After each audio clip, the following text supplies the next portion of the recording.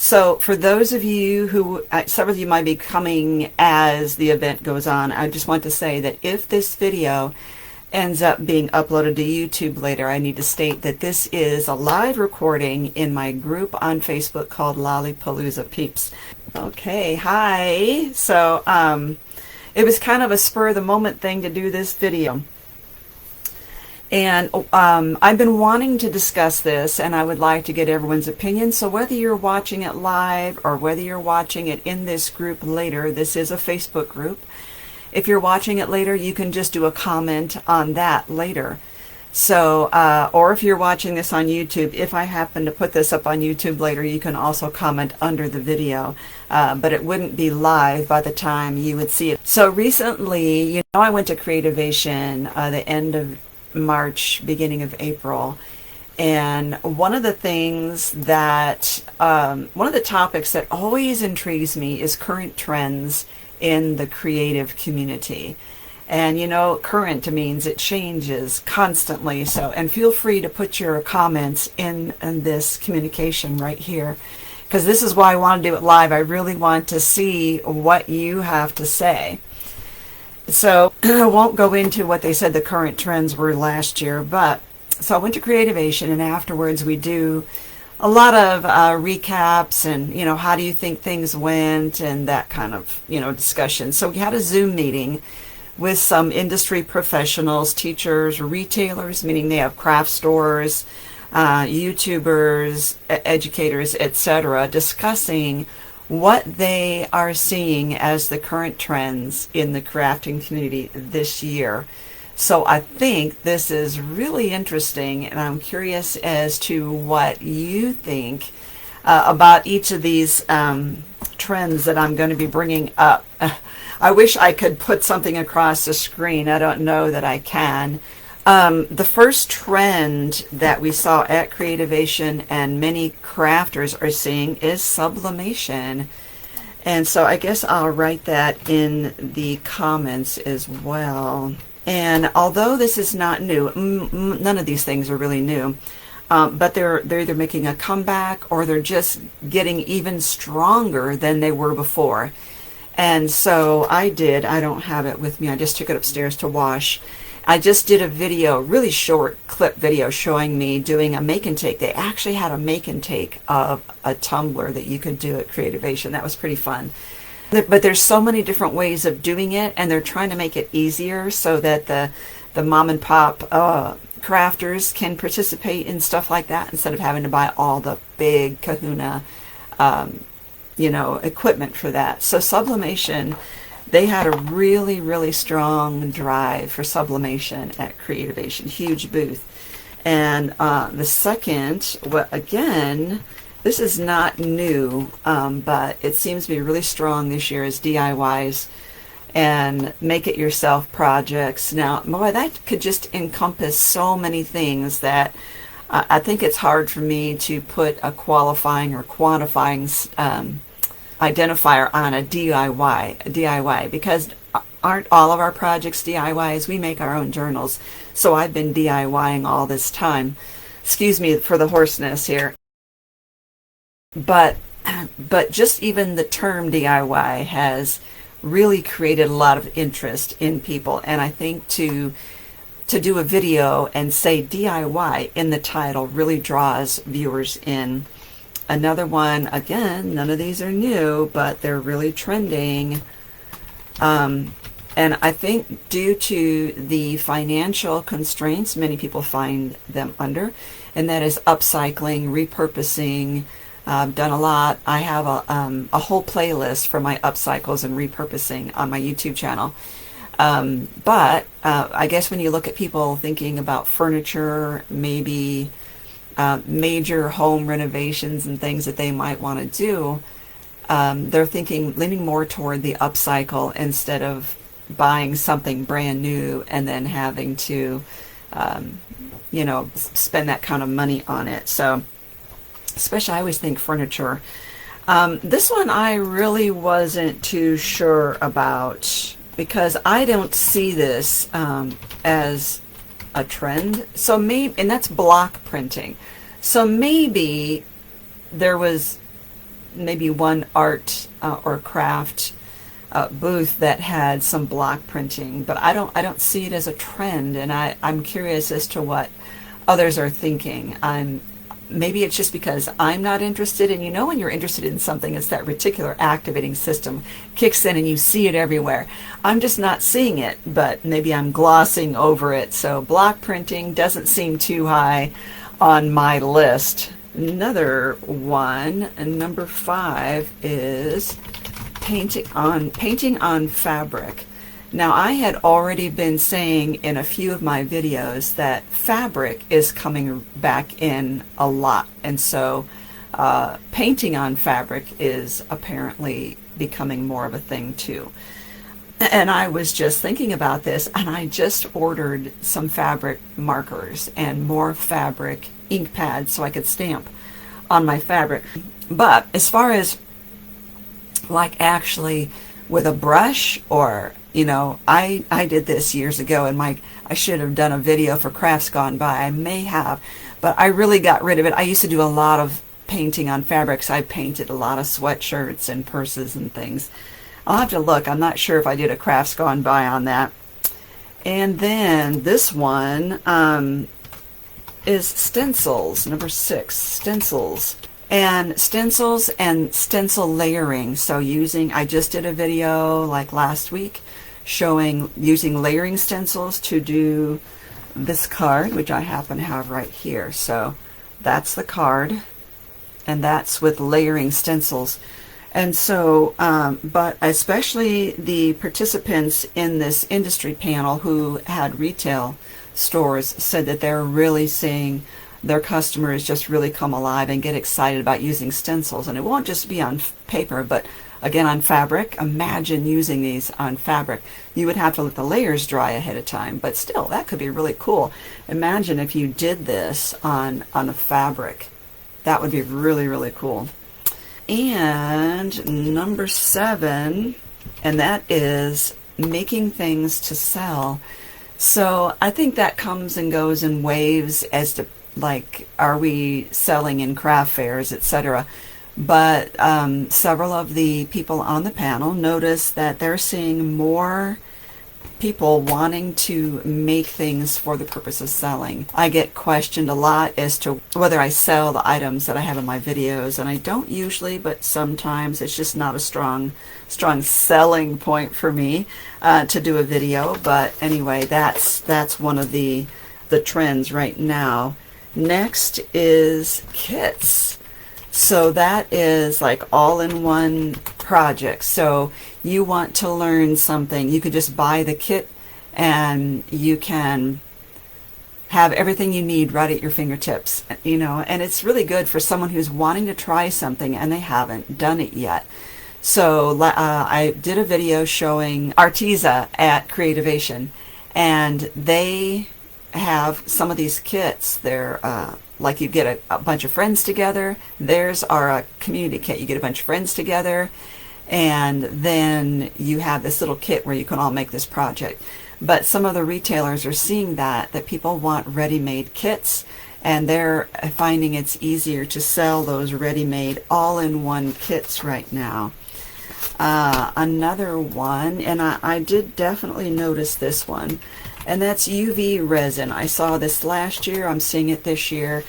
And if you're not familiar with the two different resin types, the one is like a 2-part epoxy resin.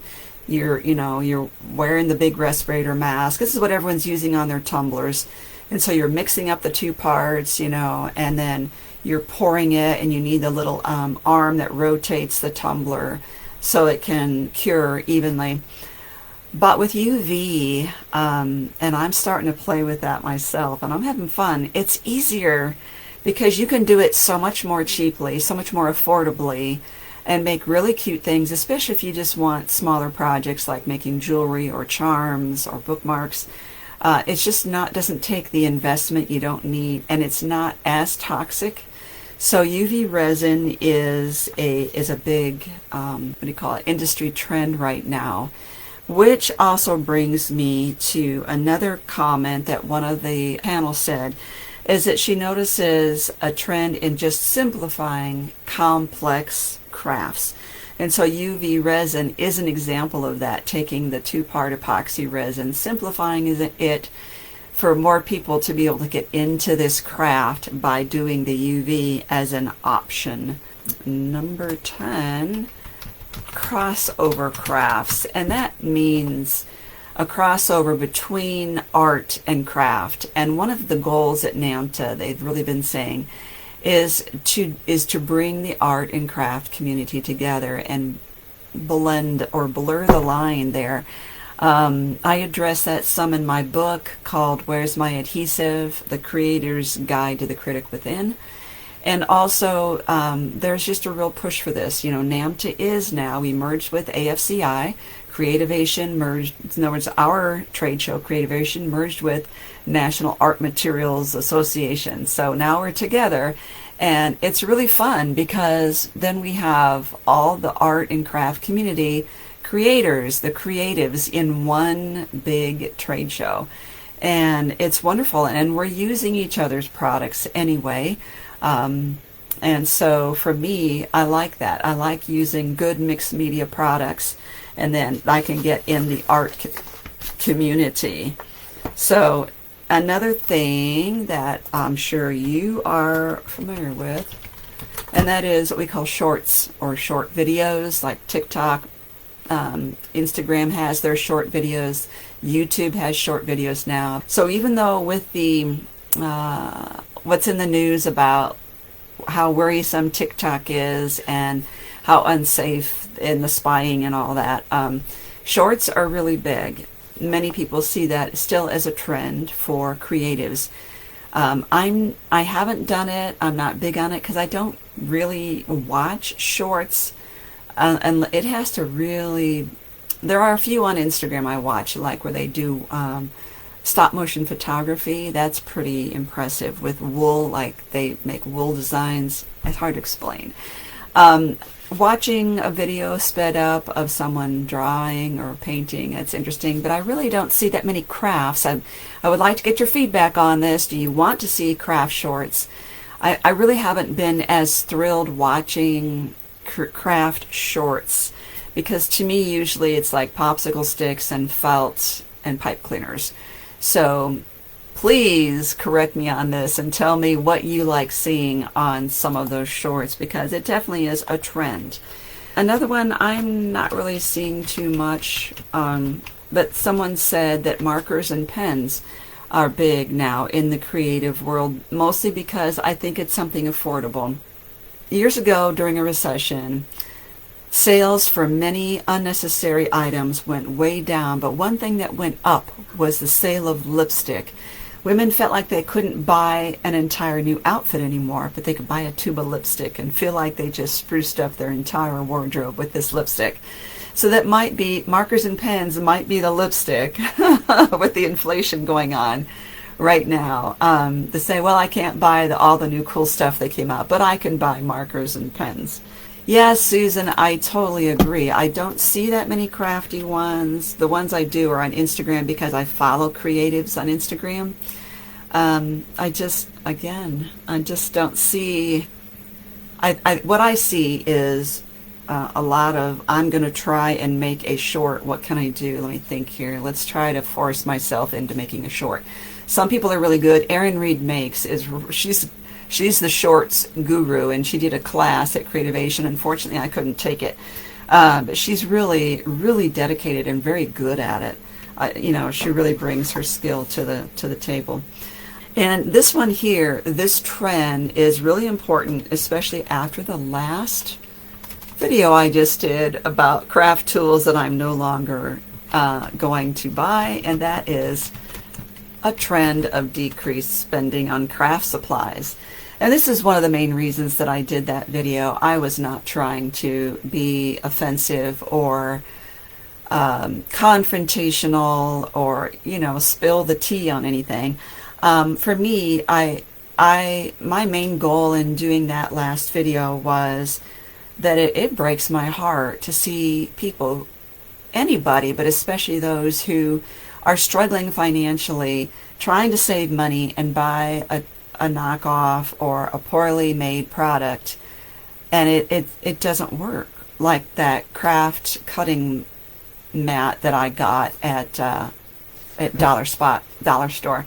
So to do that, it's not saving money, and that's what really frustrates me. And so when I see that people want to decrease their spending, I want to push them toward spending it, saving it up, spending it on quality. And if you buy the quality, you won't have to buy all the junk that gets thrown away. So that was my point. So because of that, this is also another trend that was listed, but it goes right along with that, and that is to buy quality products. Buying smarter, quality products, buying smarter.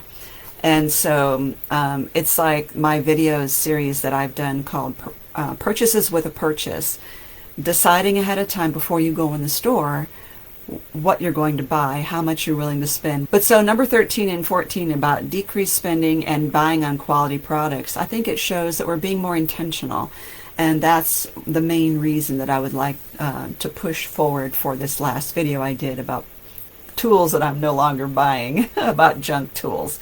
Because we don't, there's so much to buy and to spend on. There's always, the craft community comes out with new products frequently, at least every 6 months. A company needs to come out with something new to stay relevant, to keep sales going. With the craft community, it's new products, and there's an excitement. You guys want to see what I saw at Creativation, and that's great. But then you also are being very selective. So if you notice my video about the Spellbinders Better Press, there were several people commenting, why do we need another tool? Why do they keep telling us we need these tools? Well, need is kind of a strong word. No one's saying you actually need the Better Press. It's an optional tool, but I see that people are saying, I'm decreasing my spending, I'm buying quality, but I'm being very analytical about what I'm going to invest my money in. For me anymore, I'm also thinking, do I have room to put that somewhere? Because I'm maxed out. I don't have room for big stuff anymore. So I have to think through these purchases as well. Another thing, and I'm not totally sure about the meaning of this, but someone said people are buying less add-ons. So what I'm wondering is, a lot of times if you do an online class, you can buy the class kit, and you can, for an extra amount, you can purchase the add-on kit, which is the extra bonus goodies to make your class experience that much greater. So I think that's what they mean by people are buying less add-ons, but that also comes down to the decreased spending as well. Okay, so and the next trend that we're seeing is art, crafts, creating for relaxation and for mental health. And I did get a really nice long comment on my video about tools that I'm not buying, and she was talking about how she is creating for her mental health. It is very, very critical, and I addressed that also in my book. That's my ebook on Amazon called Where's My Adhesive? And that is how therapeutic creating is. But again, I'm still holding to my point that you still want quality. So art for relaxation, creative crafting for relaxation. There was diamond dots was at Creativation, but there was also another diamond type art thing there. So that's really big right now, is things that you can do that aren't necessarily requiring great skill, but are enjoying, relaxing. With diamond dots, I find it's not mind-numbing, but grab a diamond, put it in, grab a diamond, put it in. You can watch television while doing it. It is very relaxing. So that is one of the trends going on. I don't know how many of you do diamond dots or similar, but again, I want to get back to quality. I did buy a kit off of Amazon that wasn't from a brand that I knew. I didn't know how well it was, but someone did point out to me that even the artwork that they make the diamond dots out of. So if you're a painter, for instance, let's say there's someone in the group named Alice and she's a painting. How about Carla? Carla paints, and if she paints an original painting and someone takes her painting and makes a diamond dot kit out of it, not diamond dot brand, but a diamond painting kit out of it, that's still stealing her design. So I don't know. I'm trying to be careful with that and not do that. But I will tell you that one of these kits that I bought was so bad. The quality was so bad. I can't even. Yeah, very good, Susan. That's true. It's very ASMR. For those of you, I always have to look what ASMR means, but I know what it means, but to look up what it stands for, because basically it's it's a response in your body that's very pleasurable, usually to sounds like the click, click, click. And you may notice this is also a trend in the crafting. ASMR videos have been kind of crazy on YouTube and growing in popularity, where they just make sounds like they will scratch something rough and put it up against the camera, because it's very soothing to some people to hear those sounds. Many times when I'm distressing the against the edge of the paper, someone will say, stop fast forwarding through that. I like hearing that, but I'm sorry, I can't. I have a 40-minute video and I have to cut it down, so I fast forward through that. I speed it up. So a lot of crafters now are doing shorts and regular videos, but they're opening their craft supplies as an ASMR video. So that's another trend. I'm going to go ahead and put that down there as one of the trends there. Thank you, Susan, for bringing that out. So the next one beyond that they brought up was vintage style crafts. And so what that means is bringing back older crafts that we used to do in days gone by. So maybe I need to revisit some of the crafts that I did in my Crafts Gone By videos series. Like needlepoint, needlework, wax seals are really big again now. Last year we saw the bringing back of macrame, much to my dismay, because I just don't like macrame. Personal preference. Nobody should get their feelings hurt, because if you like macrame, I'm happy. And I bet macrame is also a good, very relaxation kind of thing, unless you get really tense about having to deal with the pattern, if that bothers you. And this is the last one that I have for you. People buying less tools, so they would rather spend their money on more of the paper. Less tools, I mean, like less people buying the new tools that come out, like the border punches, the paper edgers. That's what I'm thinking of when I say less tools, but people are wanting to go back to a more simplified style of their creativity. Any other trends that you can see, please leave them either now in the comment or once the video is on Facebook for you to rewatch the replay. Leave a comment there. If this goes up on YouTube, leave a comment below the video. Again, you can't interact live if it's on YouTube because it's already been filmed and recorded. But I'm trying to think. I know last year they also said anything miniature was really popular. I think that is still kind of fun. Not just doll houses, but even like little terrariums, people making those with little miniatures and stuff in there. Fairy gardens have been popular for quite a while. They still sell that supplies chain or line at the craft stores. So anything fairy related is so cute to me, So yeah, that's what they were seeing as the trends, and very interesting. I thought especially to hear the trends from the ladies who have, I think it's probably craft and scrapbook stores, I'm not sure, but they teach classes. Yep, there was one I didn't get in here, number 20, and that is going to live classes again. And part of that is we really lost out during the pandemic and we missed the interaction. Several companies are doing online classes. They're helpful, but they're also they're not intimidating, but they're fast-paced. You can feel like you're getting lost trying to catch up, keep up. But the good thing is that the videos are recorded, and those you can usually go back and replay and catch those again. So you can do that and just do at your own pace. So that is good, but we miss the interaction. We miss the one-on-one and being with other people. And so a lot of, if you were fortunate enough to have local stores that do classes, and you can take advantage, do that, because it's great to get the social interaction, and we need that. In addition to creativity, we need the social interaction. You can have a subcategory and then break it down into what are the trends in colors, for instance.